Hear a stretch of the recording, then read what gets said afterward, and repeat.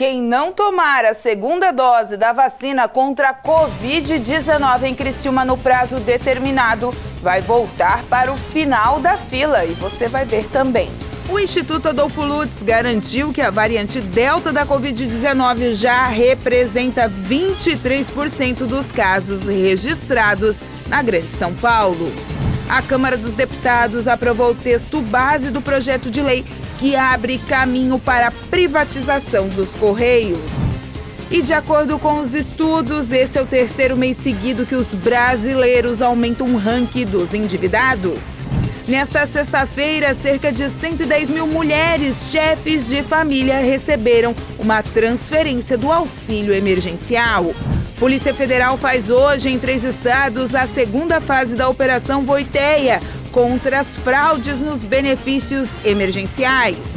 A produção agrícola do Brasil está associada ao uso cada vez mais intenso de agrotóxicos.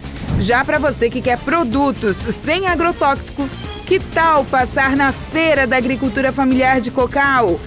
Messi está fora do Barcelona e torcedores ficam maravilhados com o manto da gratidão.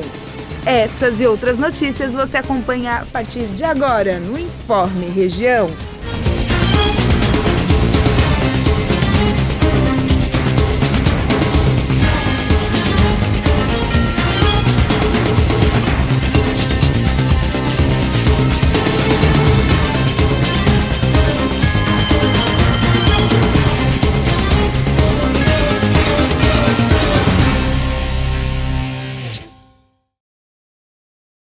Boa tarde, essa é mais uma edição do Informe Região para você nesta sexta-feira, 6 de agosto de 2021. E o Instituto Adolfo Lutz garantiu que a variante Delta da Covid-19 está se alastrando muito rapidamente no município e no estado de São Paulo, que preocupa as autoridades. Desde o início da pandemia, as variantes do coronavírus competem entre si.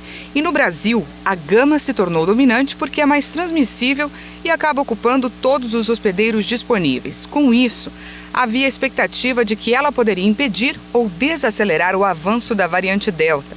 Mas um relatório produzido pelo Instituto Adolfo Lutz revelou que a Delta está crescendo.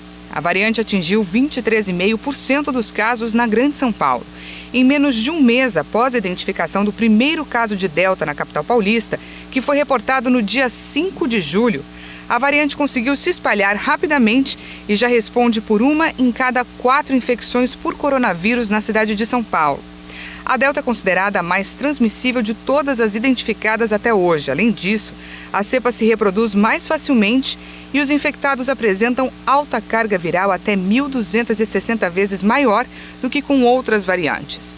As vacinas oferecem proteção de cerca de 90% contra a Covid grave, mas não impedem que a Delta se espalhe, pois pessoas imunizadas também podem pegar e transmitir o vírus. Por isso, segue obrigatório o uso de máscara, álcool em gel, o distanciamento de 1 metro e o veto a aglomerações. E a Câmara dos Deputados aprovou o projeto de lei que dá abertura ao processo de privatização dos Correios. Os deputados vão analisar agora os destaques, pedidos pontuais de mudança ao texto aprovado. Finalizada essa etapa, o projeto segue para análise dos senadores. Em seu parecer, o relator deputado Gil Cutrim inclui que a empresa que comprar os Correios terá exclusividade mínima de 5 anos sobre os serviços postais como carta, cartão postal, telegrama e demais correspondências. Segundo o deputado, a medida é necessária para que não haja atropelos na política de transição do antigo para o novo modelo de serviços postais. O setor postal vem passando por transformações significativas, não só no Brasil, mas também no mundo. O principal fator da mudança é a digitalização das comunicações e as transações comerciais online, cada vez mais aceleradas, gerando competição com o negócio mais tradicional dos Correios, que são as cartas, cartão postal e telegrama. A ECT não tem uma boa performance e vem perdendo a aprovação do povo brasileiro. Na verdade, a empresa carece de agilidade, de eficiência, de investimentos e de um planejamento futuro. O deputado Marcel Van Hatten, do Partido Novo do Rio Grande do Sul, ressaltou que é importante não ter preconceito com a iniciativa privada. Segundo ele, a privatização dos Correios será benéfica para a economia do Brasil. É preciso sujeitar a empresa, sim, à competição e não ter preconceito com a iniciativa privada, muito menos ter desrespeito com os funcionários dos Correios, que até hoje, sinceramente, todos os que são conscientes sabem, foram abusados pelos governos. E por isso é importantíssimo que aprovemos esse projeto, mesmo que seja uma privatização light.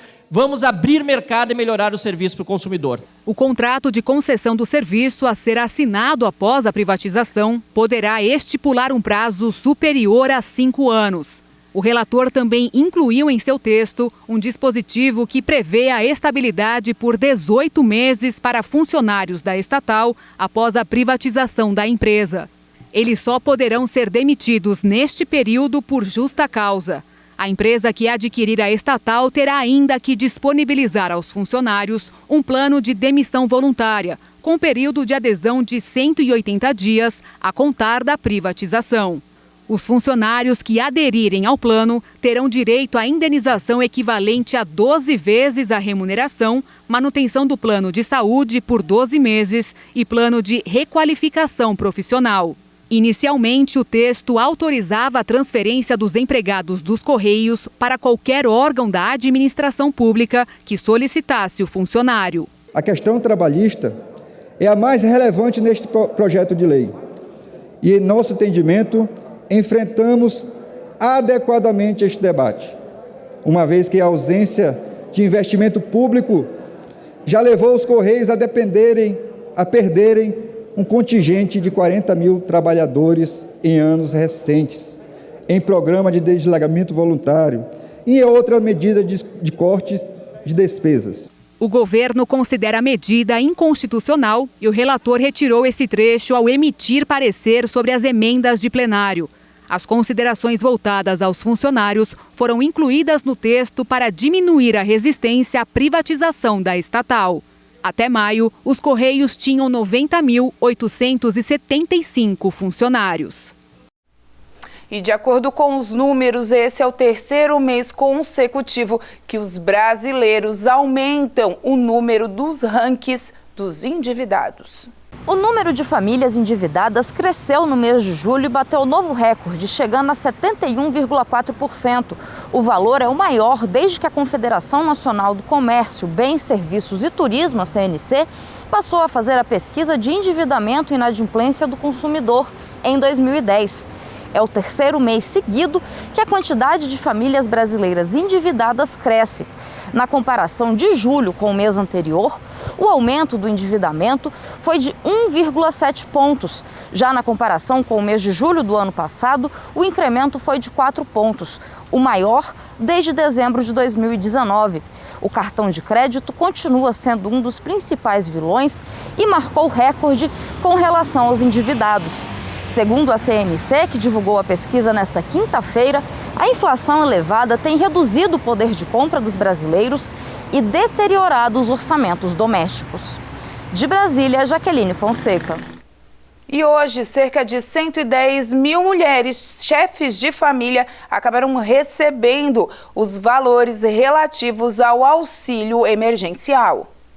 Depois da revisão de cadastros, mais 110 mil mulheres, chefes de família, vão poder receber o auxílio emergencial.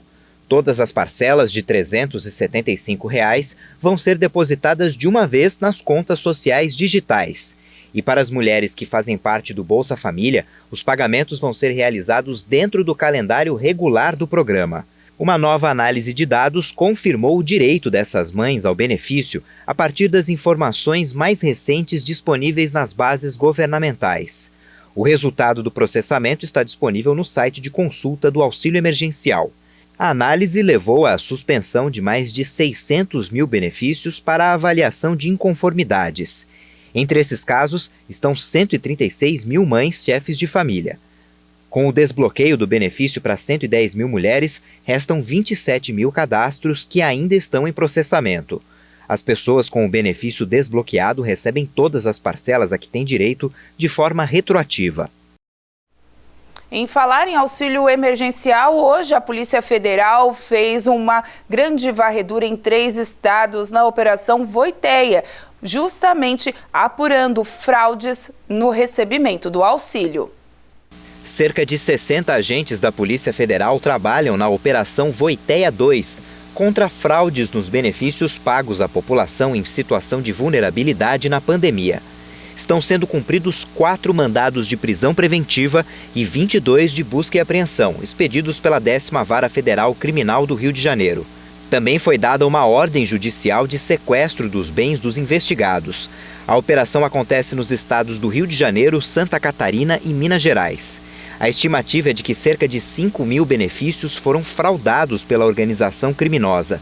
A investigação é feita pelo Grupo de Trabalho de Estratégia Integrada de Atuação contra as Fraudes ao Auxílio Emergencial, que tem participação da Polícia Federal, da Receita Federal e até do Tribunal de Contas da União. Na primeira fase da Operação Voiteia, deflagrada no dia 7 de abril, foram presas 2 pessoas em flagrante e 2 menores de idade foram apreendidos. Eles fraudavam os benefícios pela internet e fizeram vítimas em todo o país. A seguir, lavouras cada vez mais carregadas de agrotóxicos no país.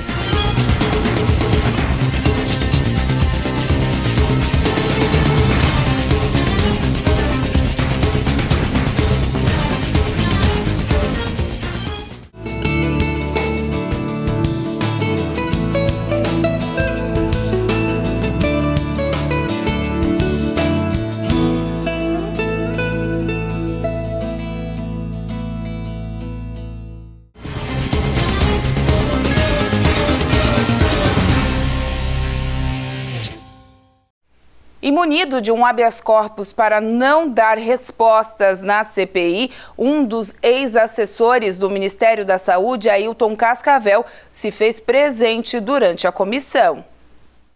O empresário e ex-assessor do Ministério da Saúde, Ayrton Soligo, conhecido como Ayrton Cascavel, falou nesta quinta-feira à CPI da pandemia. Ele estava protegido por uma decisão que o autorizou a ficar em silêncio em questões que o pudessem incriminar. Nos minutos iniciais, durante a apresentação, Ayrton defendeu a vacinação e disse ter mais de 30 anos de vida pública em cargos de secretarias e fundações, especialmente no estado de Roraima, onde recentemente ocupou a posição de secretário estadual de saúde. Disse que foi em Roraima, durante a Operação Acolhida, realizada pelo governo federal por conta da imigração de venezuelanos, que conheceu o general Pazuello, de quem mais tarde recebeu o convite para integrar a equipe do Ministério da Saúde. Recebo um telefonema do general Pazuello, que havia assumido a Secretaria Executiva do Ministério da Saúde, me convidando, com poucas palavras, estilo militar, de que estava numa missão e que precisava de alguém que tivesse o conhecimento e articulação política institucional, e se eu poderia vir aqui em poucos dias. Eu disse, olha, eu posso dar um pulo e ver o que eu posso ajudar, e assim eu fiz com meus recursos próprios, peguei o avião e vim para Brasília. O depoente frisou que o convite foi feito enquanto o ministro da Saúde era Nelson Teich e Mandetta deixava a pasta. Cascavel disse que esteve 2 vezes em Manaus e alertou os técnicos do Ministério da Saúde sobre o risco de uma forte segunda onda no estado. E a partir disso, o plano de enfrentamento da Covid-19 enviou 90 respiradores para o Amazonas. Destacou que não tinha poder de decisão dentro do Ministério da Saúde e que a atividade principal desenvolvida por ele era de articulação institucional e política. A informação nesta CPI é de que Vossa Senhoria atuou na pacificação do acordo com o Instituto Butantan, pelo acordo da Coronavac. É isso? É verdade. Qual foi exatamente o conflito, especificamente, que Vossa Senhoria mediou? O grande problema da vacina brasileira foi a politização. Se politizou essa questão. Se politizou a questão do Butantan. Se politiza, eu vejo, as pessoas não falam da importância da Fiocruz. E ali a interlocução política. Senadores apontam Ayrton Cascavel como nome forte no Ministério da Saúde, chegando a ser o número 2 da pasta durante a gestão de Pazuello, informação que foi negada pelo depoente. Relataram que Vossa Senhoria era uma espécie de ministro de fato, pois agilizava as demandas dos entes subnacionais. Que outras atribuições o general Pazuello terceirizou a Vossa Senhoria? Nunca houve um processo de terceirização de competência. Não foi esse o termo. Quando eu fui assessor especial, efetivamente assessor especial, eu trabalhava na interlocução muitas vezes com parlamentares, com prefeitos, com os secretários de saúde, que criou essa relação. Existe o Fórum dos Secretários, Conselho Nacional, o CONAS, os secretários de saúde, eu fiz parte como secretário estadual, então tinha ali uma relação de diálogo permanente. Então foi nessa interlocução da ponta, da base do município, da base da saúde do estado com o Ministério. O que era? O facilitador dessas ações. Para alguns senadores, Ayrton minimizou sua atuação no Ministério da Saúde. A sessão desta quinta-feira também foi marcada pelo protesto de senadores contra a investigação da Polícia Federal que apura o vazamento de informações sigilosas no âmbito da CPI da pandemia. O vice-presidente da Comissão Parlamentar de Inquérito, o senador Randolfo Rodrigues, provocou o ministro da Justiça, Anderson Torres.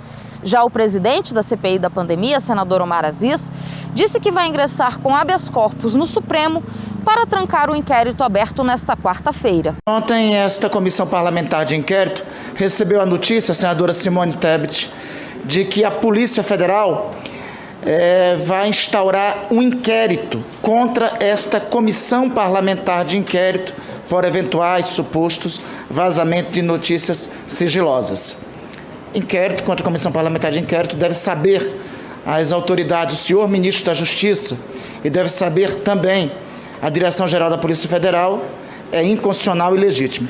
Então, espero, assim como o Vigia espera pela Aurora, que a Polícia Federal, que o diretor-geral da Polícia Federal, que o senhor ministro da Justiça, informe ainda no dia de hoje que horas será aberto o inquérito contra o senhor presidente da República pela divulgação, aí sim, com todas as digitais, nas suas redes sociais, de um inquérito sigiloso. O Supremo Tribunal Federal afirmou em nota que ainda não recebeu a ação da CPI. E apenas no ano passado, 1 milhão de toneladas de agrotóxicos foram usados nas lavouras do Brasil.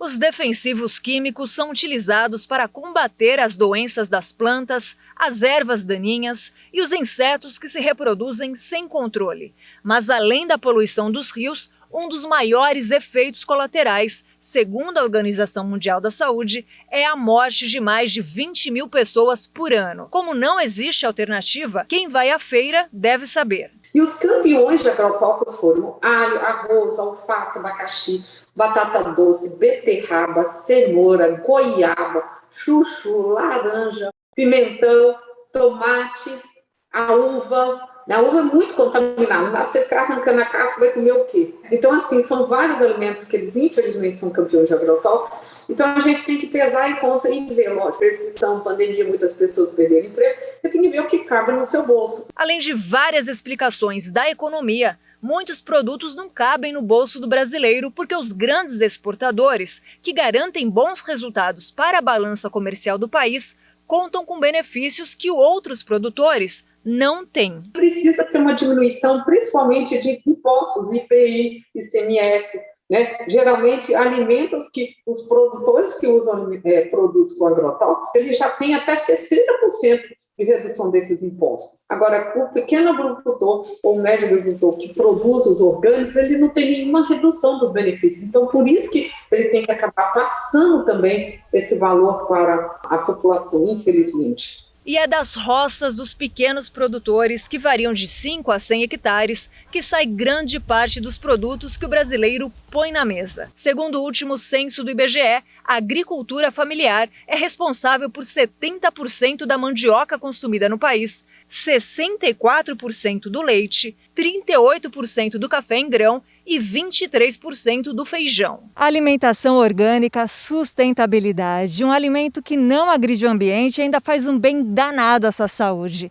Mas afinal, qual a diferença? Alimento convencional, natural e orgânico. Orgânico é um conceito muito específico, com uma legislação específica. Os insumos não são químicos, os insumos não são sintéticos. Não todos os agricultores familiares são produtores orgânicos.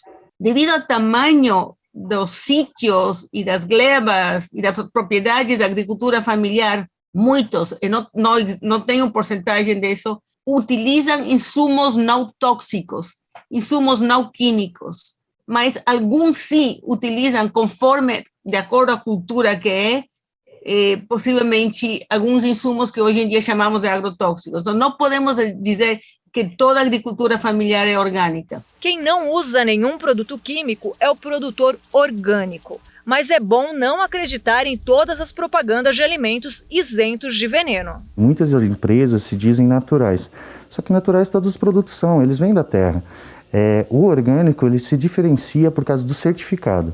Então hoje é crucial que todos os clientes que querem consumir orgânicos peçam o seu certificado. Peça o certificado de quem está fornecendo para o seu fornecedor, porque esse é o único jeito de comprovar realmente que ele é orgânico. E todo ano esse certificado é renovado. E apesar do preço naturalmente mais alto, por causa principalmente do imposto, as vendas de produtos orgânicos aumentaram 30% no ano passado. E a perspectiva é que em 2021 tem um novo crescimento de 10%. Hoje a gente tem uma variedade muito grande, são quase 200 itens na nossa lista. Nós temos uma procura muito grande pelos principais itens, que são os que mais retêm, que são tomate, cenoura, cebola, aí todas as linhas de alface, couve, beterraba. Então a gente tem, por esses produtos frescos, a gente tem uma procura muito grande. Depois de colhidos na roça, o freguês receberá no dia seguinte alimentos preparados com uma grande preocupação ecológica. Eles são todos embalados em papéis biodegradáveis. Somente as alfaces que nós recebemos elas molhadas, né, porque a gente tem que lavar, então elas vão no saquinho plástico. Mas ao contrário disso, no último ano nós conseguimos eliminar 90% do nosso uso de plásticos. É uma missão nossa, até o final do ano a gente conseguir eliminar 100% de todo o uso de plástico aqui na empresa. Até os passarinhos, até as pombas, agora eu estava falando pro rapaz, o rapaz escolheu o milho aqui que é transgênio, as pombas não vai lá. Aí nós escolhemos o milho aqui na palha, as pombas começam a vir comer o milho, porque o milho é natural, não é milho transgênio. E aqui se você pegar, você vai comer uma coisa pura. Vale a pena então? Nossa, não tem discussão.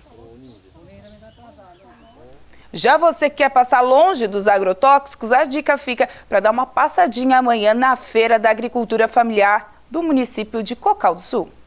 A tradicional Feira Livre de Cocal do Sul, que sempre acontece nas sextas-feiras, já se consolidou em suas edições, que acontecem também nos sábados especiais. Neste final de semana, na véspera do Dia dos Pais, os feirantes irão preparar produtos selecionados e escolhidos especialmente para a data. A feira vai acontecer no Paço Municipal das 8 da manhã às 2 horas da tarde.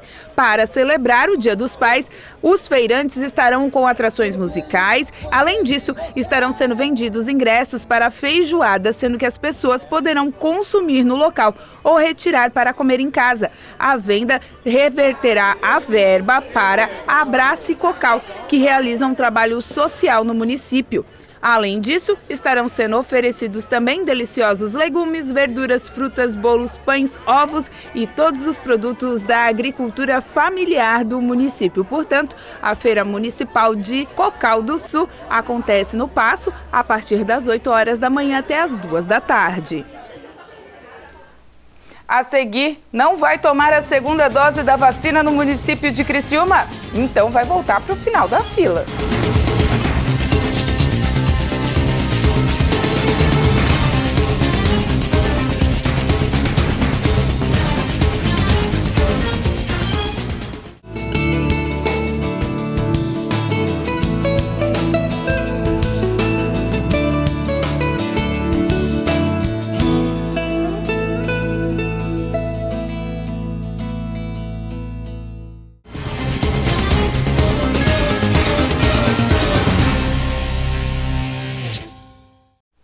E aqueles que não respeitarem a data da volta para a imunização contra a Covid-19 para a segunda dose, o município alertou hoje através de uma live com o prefeito Clésio Salvário, o secretário de saúde Acélio Casagrande e demais autoridades que essa pessoa estará abrindo mão da sua imunização. Mesmo chegando aos 70% da população adulta vacinada com a primeira dose contra a Covid-19, a constante elevação da não procura pela segunda dose acendeu um alerta na Secretaria do Estado de Saúde de Santa Catarina. Um levantamento do Ministério da Saúde indica que 143.562 catarinenses não retornaram para completar o processo de imunização. E esse dado tem evoluído semanalmente. Tanto que o município de Criciúma, além das medidas já tomadas, hoje em uma live na sua página do Facebook, o prefeito Clésio Salvário anunciou que aqueles que passarem do prazo de 10 dias limites da segunda dose, essa será destinada a outra pessoa. Aquele que não tomou a segunda dose, sem uma justificativa plausível, com um atestado médico, porque não tomou, nós vamos pegar esta segunda dose e aplicar na primeira dose, naquele que interessa para o cidadão. Porque senão a vacina vai ficar lá, não sei se tem prazo de vencimento, mas como ele não quis tomar, pode ser que depois de 90, 100 dias já não surta mais o efeito esperado dentro daquele prazo. Então, ao invés de você perder aquela segunda dose, nós vamos aplicar aquela vacina naqueles que ainda não tomaram na primeira dose. Então, 10 dias depois do prazo limite, Samuel, aquele que não tomou está fora da nossa conta. Aplique aquela vacina naquele que ainda não tomou, exceto se ele comparecer a uma unidade de saúde devidamente justificado com atestado médico o porquê que ele não pôde tomar a segunda dose. Caso contrário, perdemos, lamentavelmente, a primeira dose. O doutor Jean Carlos pode até falar conosco aqui, nós profissionais, tomou a primeira, não tomou a segunda, perdeu até a primeira dose. Então, ao invés de perder 2 doses, vamos perder apenas uma. O chefe do Poder Executivo criciumense ainda afirmou que o município possui capacidade para vacinar 6.000 pessoas por dia. Criciúma recebeu mais 3.322 doses da vacina contra a Covid-19 no início desta sexta-feira. A imunização em pessoas acima de 28 anos começou. O grupo prioritário, incluindo trabalhadores da indústria acima de 25 anos, seguem sendo vacinados. As 46 salas de vacinação estão abertas hoje até às 9 horas da noite. A segunda dose segue o cronograma conforme a marca da vacina, sendo que as pessoas que fizeram a AstraZeneca até 28 de maio podem se vacinar também nesta sexta-feira. E agora, falando de esportes, Lionel Messi não está mais no Barcelona.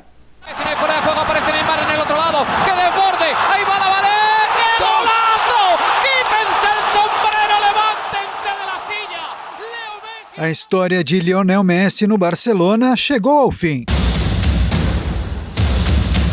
O craque argentino deixa o Camp Nou após quase 21 anos entre as categorias de base e profissional. Messi chegou ao Barcelona em setembro de 2000, após ser descoberto nas categorias de base do Newell's Old Boys com apenas 13 anos. O jogador passou por todos os estágios no clube até fazer a sua estreia no time principal com 17 anos em 2004. O primeiro jogo do futuro craque e ídolo do Barça foi ao lado de Ronaldinho Gaúcho. Pelas redes sociais, o clube emitiu um comunicado oficial e citou obstáculos econômicos e estruturais para não acertar um novo contrato com o craque. Em 17 anos, Messi fez 672 gols e deu 288 assistências em 778 jogos.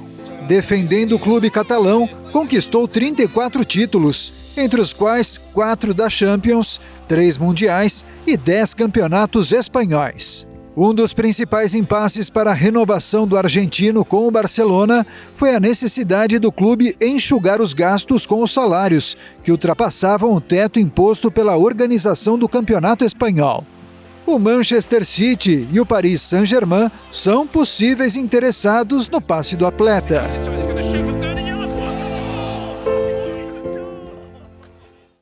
E neste domingo, no encerramento dos Jogos Olímpicos, a nossa torcida vai para ela, Beatriz Ferreira, que pode ser a primeira mulher a levar ouro para o Brasil no esporte de luta. Então, vamos lá! A baiana de 28 anos derrotou nesta quinta-feira a finlandesa Mira Potkonen em decisão unânime dos árbitros, 5-0. A brasileira que lutou de vermelho dominou a luta do início ao fim e comemorou a vitória com uma pequena dança no ringue. Agora, Bia vai em busca do primeiro ouro olímpico para o boxe feminino do Brasil contra a irlandesa Kellyanne Harrington. Até o momento, o país conquistou apenas um bronze no feminino com a Adriana Araújo em Londres 2012, na estreia da categoria nas Olimpíadas. Caso seja campeã, Beatriz Ferreira irá repetir o feito de Robson Conceição, medalhista de ouro dos leves nos Jogos do Rio. E o Manto da Gratidão, um novo terceiro uniforme do Tigre, já está à venda para toda a torcida. Mas teve pré-lançamento, teve aqueles que já compraram antecipadamente hoje, tiveram um gostinho de pegar esse uniforme nas mãos. O torcedor carvoeiro já está ficando acostumado. Pelo segundo ano consecutivo, o Criciúma lança um modelo especial de camisa e, pelo jeito, vem agradando os torcedores. Sim, já comprei na pré-venda porque era uma expectativa. A camisa ficou muito legal, né? Muito bonita. E a gente estava naquela expectativa e ainda bem que saiu bem pro Dia dos Pais ainda. Me presenteei. Repetindo o sucesso da Carvoeira, a camisa da gratidão já foi um sucesso na pré-venda e continua mexendo com o coração do torcedor tricolor. Sim, eu que tenho o hábito de colecionar assim, essas camisas de aniversário, de promoção, ou as próprias camisas do clube, né? Então essa vai ser usada só em datas especiais e depois vai para uma moldura. Mas para quem pensa que a camisa da gratidão vai ficar só na terra do carvão, se engana. Esse grupo de brasileiros que moram em Boston, nos Estados Unidos, já garantiram algumas peças para presentear. Estão muito bonitas as camisas do Criciúma e essa aqui é incomparável, né? Essa aqui não tem comparação, muito bonita mesmo. O nome Manto da Gratidão foi dado em homenagem à torcida e lembra também os carvoeiros que já partiram, em especial aqueles que foram vítimas da Covid-19. E agora você fica com o que foi destaque nessa semana. Segunda-feira, Criciúma lançou atendimento pelo Telecovid.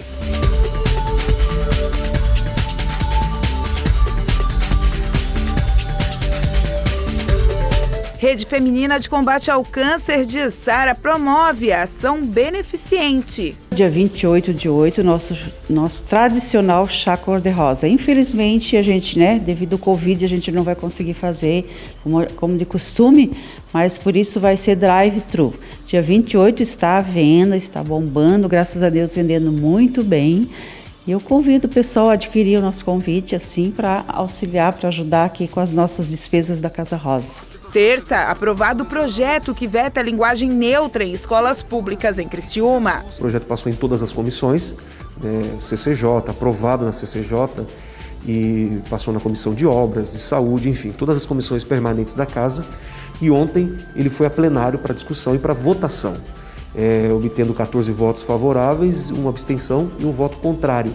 O projeto ele vem para, de fato, proteger a nossa língua portuguesa. O café vai ficar mais caro em todo o país. Você vê, 2021 a gente passou numa seca muito grande aqui. Aí depois vem a seca, depois 21 já não deu café. Eu tava contando que dava o 2022. Aí agora vem essa geada. Aí agora já prejudicou bastante gente, mas como que a gente vai fazer? Quarta, CDL de Criciúma otimista com as vendas para o Dia dos Pais. Estamos voltando a respirar. O ano passado foi um ano quase que para se esquecer, mas esse ano não, graças a Deus já está retomando. A vacinação está sendo muito importante, porque com a vacinação está caindo muito o medo das pessoas de saírem, as internações caíram, hoje você já tem vaga nos hospitais. Procon de Sara alerta para as compras do final de semana festivo. Você deve tirar um tempinho e fazer uma pesquisa de preço, sempre observando o mesmo produto com a mesma qualidade, porque em determinado momento você pode ter um produto muito mais barato, mas também um produto com muito menos qualidade. Quinta, o cartão de crédito predomina na vida dos brasileiros. Cuidado com o consumo impulsivo. O cartão de crédito é muito fácil e prático, por isso também facilita bastante a impulsividade, né, da compra. E olha o seu nível de endividamento, se você consegue realmente honrar. Não conte em pagar parcela do cartão de crédito. Conte se você consiga pagar a fatura integral. Os imóveis apresentam alta recorde nos preços. Segundo o índice Fipzap, o preço subiu 0,64% em julho. Essa foi a maior variação mensal desde agosto de 2014. Mas a alta em julho deve ficar abaixo do avanço projetado para a inflação oficial. Com essas informações, nós encerramos o Informe Região desta sexta-feira. Informando para você, né, que a qualquer momento você pode ver essas e outras reportagens através dos nossos canais de comunicação, seguindo @TV Primavera no Twitter, Facebook e Instagram e, é claro, no nosso canal do YouTube. A todos vocês, já desejando um ótimo Dia dos Pais neste domingo. Até lá!